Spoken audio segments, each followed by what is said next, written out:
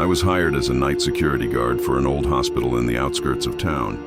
The kind of place that had been shut down so long, even the weeds seemed afraid to grow near it. St. Augustine's Hospital had been abandoned since 1999, left to rot like some forgotten relic, and most folks around here avoided it unless they had a reason to be desperate or foolish. I wasn't either. I just needed work, and night security paid decent enough for a kid fresh out of school. My rounds were simple. Check each floor, make sure the windows and doors were secure, note any disturbances in the log, then move on. The job didn't pay much attention to you, and you didn't pay much attention to it, as long as you stayed awake. The building smelled like mildew mixed with that faint chemical tang of old bleach. Dust coated everything in a fine gray layer, and the broken fluorescent lights flickered like they couldn't decide if they were dead or alive. The boarded-up windows let in strips of moonlight that cut the darkness into jagged lines across the floors. Sometimes I could swear the shadows moved on their own, but that was just my mind playing tricks. Or so I thought. The elevator had been unreliable ever since I started. Most nights I took the stairs, but there was something about riding the elevator that felt easier, almost normal, so I usually did, despite the peeling paint and the chain of rust along its edges. I pressed the button for the third floor one night and leaned against the wall, listening to the creaks and groans of the old cables.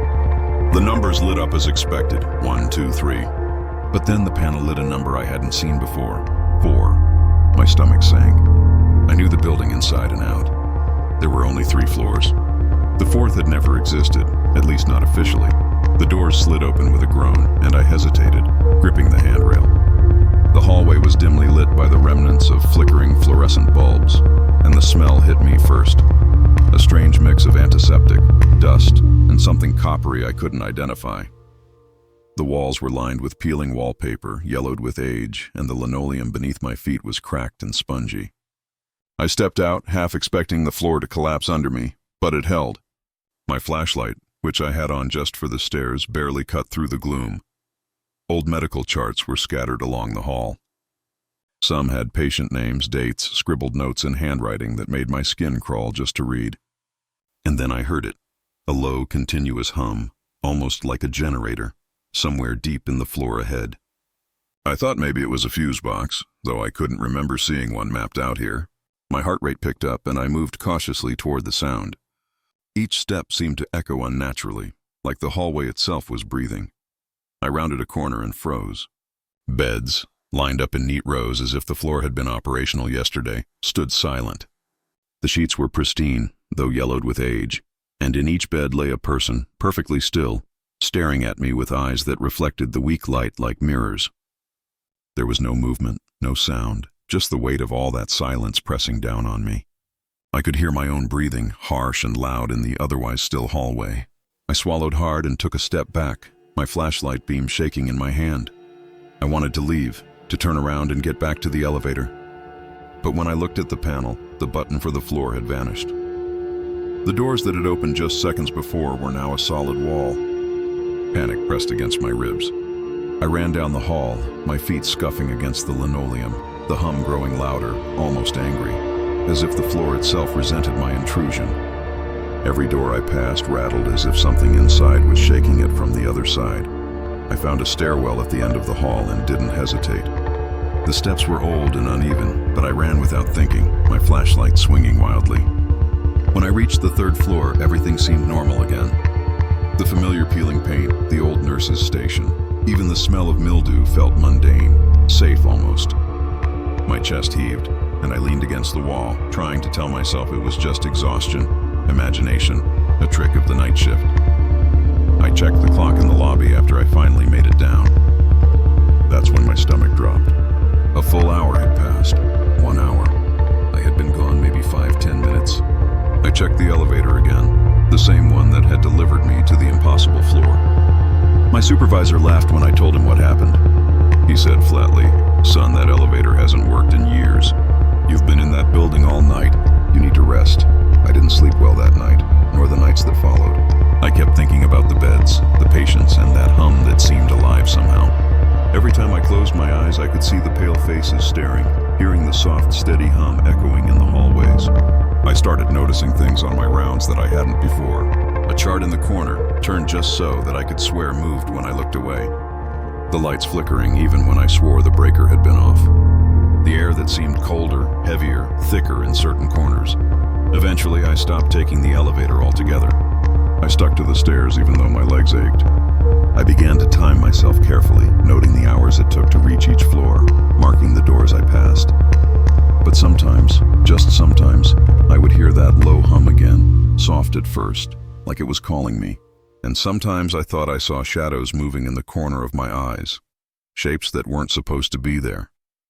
I talked to some of the old staff who had worked at St. Augustine's before it closed. They told me stories about the fourth floor, about patients who disappeared, about a wing that wasn't on any official map. Some said it was an experiment, some said it was a mistake. Nobody could agree, and nobody wanted to talk about it too long. But I realized something. I hadn't been imagining it. The fourth floor was real in some sense, and it was still there, waiting for anyone foolish enough to ride the elevator. After my shifts ended, I couldn't shake the feeling of being watched. Even outside the hospital, driving past the decaying brick walls, I felt eyes on me, following me home. The streets seemed quieter, the night deeper, heavier. I kept trying to tell myself it was just my imagination, the residue of working nights in a building full of ghosts, whether real or in memory. But I know what I saw. I know what I walked through, and the worst part? Sometimes in the middle of the night, I still hear it. The soft hum, low and persistent, like a heartbeat from somewhere deep inside the town. And I wonder if it's calling me back, if it's waiting for me to take the elevator one more time. Because the floor is there, and I know it, even if no map or blueprint or supervisor will ever admit it exists. The fourth floor isn't just a story. It's a place, and it's still standing, waiting. I didn't expect much when we decided to explore Green Hollow Hospital. It had been closed for decades, its halls crumbling and graffiti covered, windows either boarded or broken, the roof sagging like it might give in at any moment. Our group was made up of friends who thought urban exploration was a thrill. I tagged along mostly because I liked documenting things on camera. The rumors around Green Hollow were part of the draw. Stories about shadows moving in corridors, about equipment that started up on its own, but mostly, I figured it was just stories. The first thing that hit me when we stepped inside was the smell. Stale, dusty, a faint chemical bite that reminded me of antiseptic long past its prime. The air was heavy, making each breath taste like rusted metal. Light from our flashlights cut narrow beams across peeling walls and broken tiles. And the silence was deafening except for our footsteps and the occasional drip of water from a leaking pipe somewhere above. We started filming right away, mostly for footage to laugh at later. We wandered through the lobby, the old nurse's station, the main hallways where wheelchairs had been left, rusting. It was all the same decay, all the same eerie quiet, and yet I couldn't shake the feeling that we were being watched. I chalked it up to nerves. Then we found the locker room. Old metal lockers, rusted and sagging, each door half open, the hinges frozen in place. That's when I noticed it, a name tag still pinned to a uniform. R. Mills Orderly, it read. I picked it up, brushing dust from the letters. I felt a shiver crawl up my spine. Who keeps a name tag pinned to a uniform for 30 years? I snapped a photo for the camera, and my friends laughed nervously. One joked that maybe Mr. Mills was still around, wandering the halls, making sure the hospital was running right. We moved deeper into the building, filming as we went. The corridors narrowed, and the light from our flashlights bounced off cracked tiles in unpredictable ways. I kept thinking I saw something in the corner of my eye, a shape that moved just slightly, a shadow that didn't match our group. At first I blamed the angles, the broken lights, the dust in the air. But then, later, when I played back the footage, my stomach sank. In the corner of one frame, barely visible, was a figure, wearing a uniform, watching us. The same uniform as the locker room, the same tag, though the camera didn't capture the name. We tried to convince ourselves it was just a trick of the light, a shadow, maybe a reflection. But then we found the footprints, fresh in the dust, not ours, leading straight toward the operating wing. None of us remembered hearing steps, yet there they were, clear and deliberate. The dust was soft, like it had just settled, yet the prints were deep enough to have weight behind them. We followed them cautiously, hearts pounding, flashlights flicking over walls and floors. Every door we passed rattled slightly, though the building was otherwise dead. The locals later told me the story. Decades ago, when the hospital was closing, an orderly named R. Mills had refused to evacuate. He said he couldn't leave his patients behind. Nobody knew exactly what happened to him. Some claimed he had simply vanished. Others said he had stayed behind in the sealed-off sections of the hospital, waiting for decades to care for patients long gone. That explained the name tag and maybe the shadow in our footage. Maybe it was him. Maybe he was still there, still patrolling the halls, still making sure the hospital ran according to some rule only he understood. A week later, I went back alone. I told myself I wanted to prove it was all a trick, a coincidence, nothing more. I wanted to walk the halls, check the doors, show myself that I was just being paranoid. The night was colder than I remembered, the wind whipping through broken windows, carrying the faint echo of dripping water, and something else I couldn't place. I stepped inside, the flashlight cutting swaths of light through the darkness. All the doors I had locked the previous week were now unlocked. Every single one. It didn't make sense. I checked the staff locker room first. The lockers were still rusted and sagging, the name tag still in place, pinned to the same uniform. I reached for it and something made me hesitate. I felt the weight of a presence in the room, not behind me, not visible, just there. The air seemed heavier and the shadows clung to the corners in ways that didn't belong. I tried to shake it off and move toward the operating wing. The footprints had disappeared in the week since my first visit, but the dust seemed to ripple under my flashlight, as if something had moved through it moments before I arrived. I passed the operating rooms, each one a tomb of rusted equipment and broken tiles. I could feel the temperature drop with each step. My breath came out in short puffs, white in the weak light, and I kept expecting to see someone, or something, just standing there, watching. The building seemed alive in that moment, reacting to me. Doors I thought I remembered were in different places, hallways stretched where they shouldn't. The maps I had seen online made no sense anymore. I felt my pulse thumping in my ears as I realized I wasn't just exploring a building. I was moving through a space that had rules I couldn't understand, that shifted when I wasn't looking. And then from the corner of my eye, I saw it again. A figure standing just at the edge of the light, the uniform hanging off a frame that shouldn't have existed. I blinked and it was gone. I wanted to run, but some part of me knew that running wouldn't help. The hospital wasn't just a building. It was a presence, a memory, a weight of all the years it had been abandoned, yet somehow still lived in. Every step I took, I felt like I was being tracked. The footsteps I hadn't heard before now echoed softly behind me, not loud enough to notice at first, but growing, pressing, insistent. I tried to convince myself it was the floor settling, my own shoes on the tiles, but I knew better. I found the main stairwell and tried to leave, but the doors to the outside were jammed. Not broken, not locked, just closed, like the hospital had decided I wasn't ready to leave. I went back into the hallways, retracing my steps, heart pounding, flashlight shaking in my grip. And then I saw the operating room's doors opening slightly, though I hadn't touched them. A draft carried whispers I couldn't quite make out, soft, urgent, almost pleading. I could see shadows flickering behind frosted glass, shapes moving just out of focus. I stumbled backward into the main corridor, trying to keep my flashlight steady. That's when I noticed the walls, covered in dust, yet someone had scrawled writing along them. Names, dates, scribbled lines I couldn't make out, but all of them ending with a dash, as if unfinished. The weight of all those abandoned memories pressed on me, and I felt tears prick at my eyes. The hospital wasn't just a building. It was a place that held on to people, held on to lives that had passed through it, refusing to let go. Hours seemed to pass, or maybe minutes. I couldn't tell. My watch had stopped somewhere along the way, and the weak light from outside barely touched the windows. I finally stumbled across the locker room again, and the name tag. Well, it was gone. I searched frantically, checking under lockers, behind doors, but it wasn't there. The uniform hung empty, swaying slightly in a draft I couldn't feel. And then I heard it.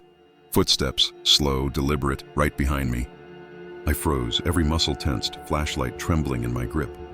I dared not turn. The steps moved past me, closer to the operating wing, and I could hear nothing but the hum of the building. Alive and waiting. I don't know how long I stayed there. Huddled against a wall in the locker room, listening to the building breathe. When I finally made my way outside, the dawn had started to break. The hospital looked different in the weak light of morning. Less threatening maybe, but still waiting, still patient. The locals still told me the story of R. Mills, the orderly who refused to leave. Now I believed it, not just as a story, but as a truth. Sometimes when I'm alone at night, I still see him. Or maybe it's just the memory of him, walking the empty halls, checking on patients long gone. I know he's still there in some way, and I know that Green Hollow Hospital isn't quite finished with the world outside its walls. The doors might be unlocked, the lights long dead, but some part of it, some part of him, still waits for the next person foolish enough to wander in. I wasn't supposed to be in Crestview Hospital for more than a few hours at a time. I volunteered with the county EMTs to help clear out old equipment before the building was demolished. Most of the staff had left years before, and the place had been dead, silent, for at least a decade. The power had been cut weeks prior, so it was just me and the dim beam of my flashlight, moving through halls coated in dust and the lingering antiseptic smell of a hospital that hadn't treated anyone in years. I thought the job would be easy, box up old monitors, sweep the floors, check off inventory, but it didn't stay easy for long. The first time I heard it, I thought it was my imagination. The intercom clicked on, static hissing through the old speaker. Then a voice, faint and garbled, whispered a patient code. I froze, listening. The code didn't match any records I had, and I double-checked the forms. Nothing. Maybe it was a leftover recording, a message meant to play once and forgotten. I dismissed it and kept working, though I felt a strange weight in the air, like the building itself was watching me. It happened again the next day. The intercom clicked on mid-afternoon, even though the power was supposed to be dead. I held my breath, half expecting silence, but the voice whispered another code, just as faint, just as garbled. My skin crawled. Every time it happened, the static pulsed like it had a rhythm, almost like a heartbeat, and I felt my own pulse respond to it. I started avoiding the hallways near the speaker, keeping to the larger rooms, trying to convince myself it was just old wiring, a quirk of a building that had been neglected for decades. Then it called my name. My full name, crystal clear, cutting through the static like a knife. I froze mid-step, flashlight swinging wildly, my heart hammering in my chest. My mouth went dry. The voice didn't sound like anyone I knew. It was mechanical, yet alive somehow.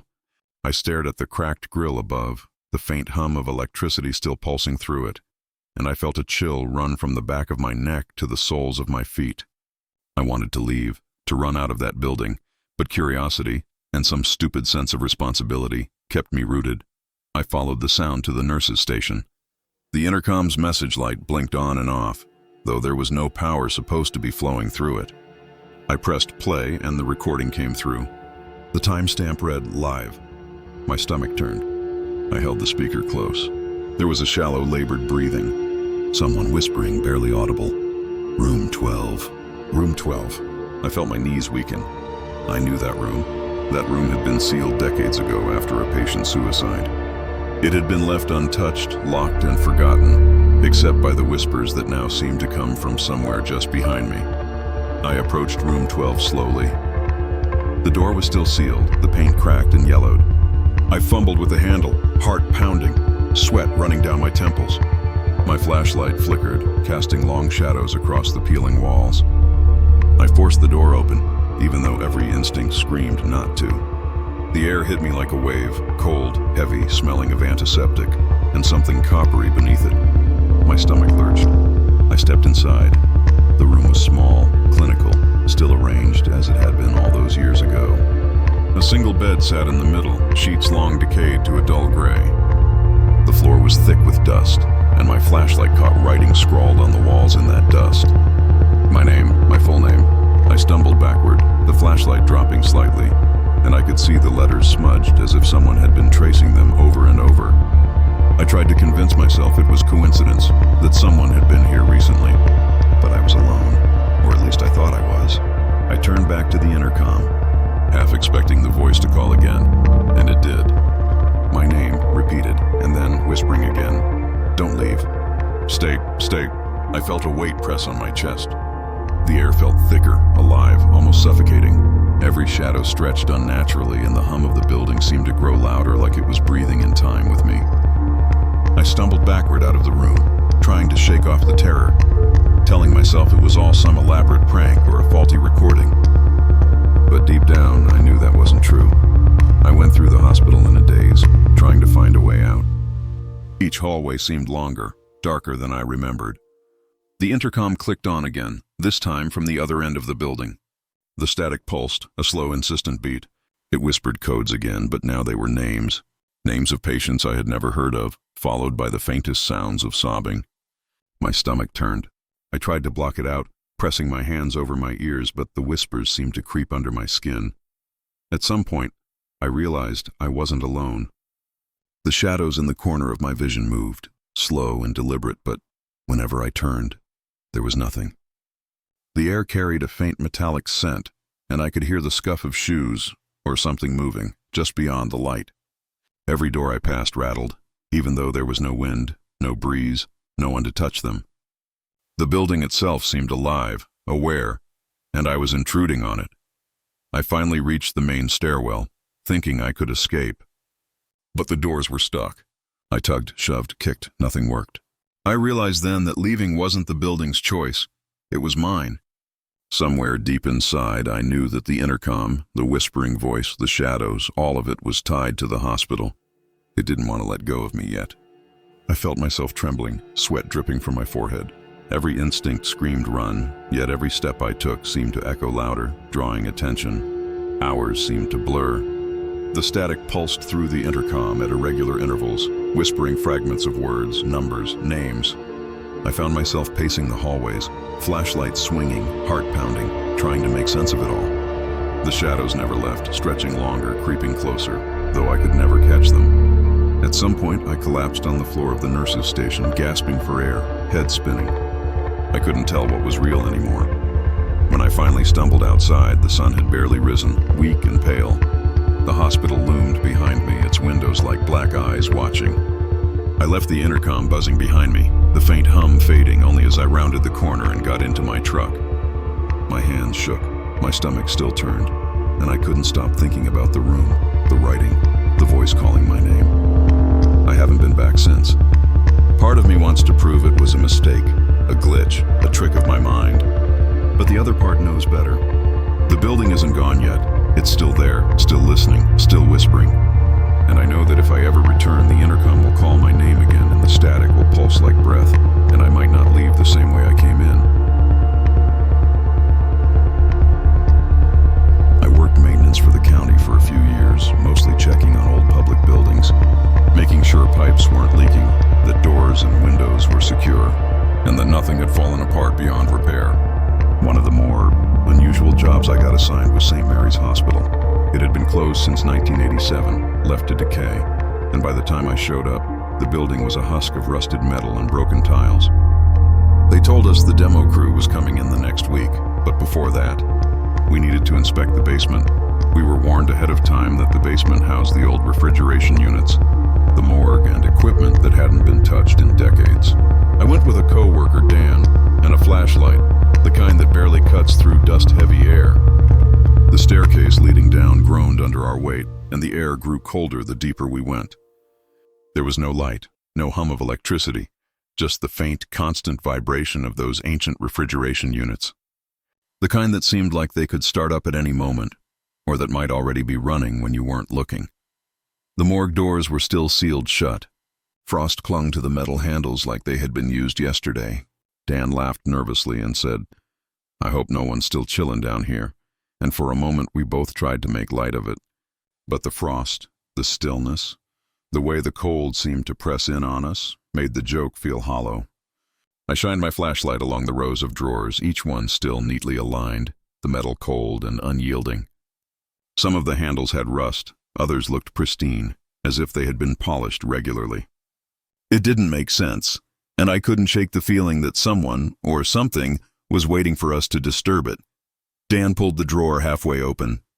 His laughter stopped instantly. The tag on the toe of the body read 2010. My stomach went cold. The hospital had closed in 1987. I squinted in the weak flashlight beam. The skin looked fresh, not decayed, not bloated or gray like you'd expect from decades in a freezer. It was pale, sure, but it had texture, lines, subtle bruising, as if the person had been sleeping only yesterday. Dan backed away, muttering something about, "This isn't right," but I didn't move either. The air seemed heavier, pressing down on my chest. Every instinct screamed to run. We argued for a moment, trying to make sense of it. Some bureaucratic mistake, a forgotten donation, a body that had been left in the morgue for some reason. Nothing seemed to fit. Dan wanted to leave immediately, but I felt like we couldn't just ignore it. Something about the cold, the smell of antiseptic mixed with that coppery metallic tang of blood, made the air itself feel alive. I swear, I felt eyes on us, though we were alone, and I kept imagining shadows shifting in the corners of the basement. That night, I couldn't sleep. Every time I closed my eyes, I saw that drawer, the tag, the pale body, and felt the cold pressing down as if the morgue itself had followed me home. I kept thinking about what it meant if anyone else knew, or if it had been left deliberately, a secret the building held on to for decades. The next morning, the foreman called. He wanted us to meet him at the basement before the demolition crew arrived. I drove over with Dan, still uneasy. When we reached the morgue, the drawer, the same one we had opened the day before, was empty. I froze, gripping the handle of my flashlight. Dan whispered, "It's gone. It's gone." The refrigeration units were unplugged. No hum, no frost, nothing. Just a cold, silent room. We searched the basement thoroughly. Every drawer, every corner. There was no trace of the body, no tag. It was as if it had vanished into thin air. I asked the foreman, trying to make sense of it, and he shrugged. Said nothing had been moved, that the demo crew hadn't been here yet, that the morgue doors had been sealed the same way they always were. But I knew what I saw. I knew the body had been there, and I knew it had looked wrong. Alive in a way it shouldn't have been. Over the following weeks, I avoided thinking about it, but the memory haunted me.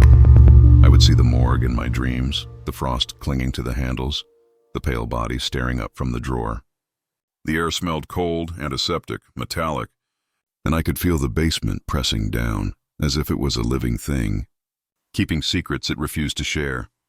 I told myself it was a mistake, some strange anomaly in lighting, some quirk of perception. But I can't explain the tag, the date, the flesh. Nothing I read, nothing I knew about embalming, refrigeration, or hospital procedure could account for it. It was impossible. And yet I know what I saw. I still feel it sometimes, that cold pressing in from beneath, the whisper of frost on metal. I never returned to St. Mary's after the demolition began. I heard later that they tore it down completely, and I've told myself the secret went with it. But sometimes, late at night, when the wind shifts just right, I can swear I feel that cold, the weight of that basement, as if it's still waiting somewhere deep beneath the earth, holding on to something it doesn't want anyone to find.